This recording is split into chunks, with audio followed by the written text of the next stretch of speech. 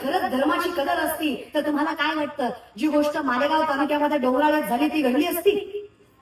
अरे 3 वर्षाची पोरगी रे दादा, 3 वर्षाची.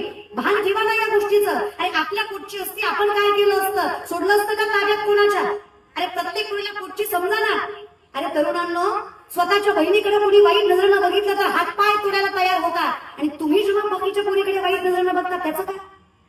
त्याविषयी वाटत नाही की ही कोणाची तरी बहीण आहे? म्हणून मला कौतुक वाटतं छत्रपतींचं. मला आज जर शिवशाही असती ना तर या घटना घडल्या नसत्या. म्हणून काय वाटतं तुम्हाला, जर छत्रपतींची शिवशाही आज असती ना? अरे 450 वर्षापूर्वीचा काळ आहे. सगळ्यात पहिल्यांदा छत्रपतींनी न्याय कशाचा केला तर या बलात्काराच्या विरोधात. 17 वर्षाचे शिवराय नुकतंच शिक्षण पूर्ण करून पुण्याला परतले.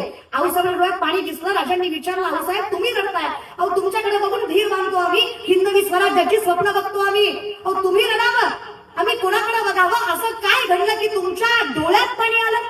आऊसाहेबांनी सांगावं, राजा अहो कशाचा हिंदवी स्वराज्य जिथं आई बहीण सुरक्षित नाही.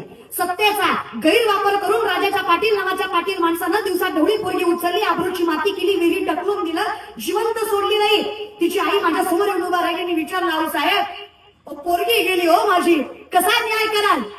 निशब्द झाल्या. काय सांगावं त्या बाईला जिच्या पोटच्या पोरीवर अन्याय झाला?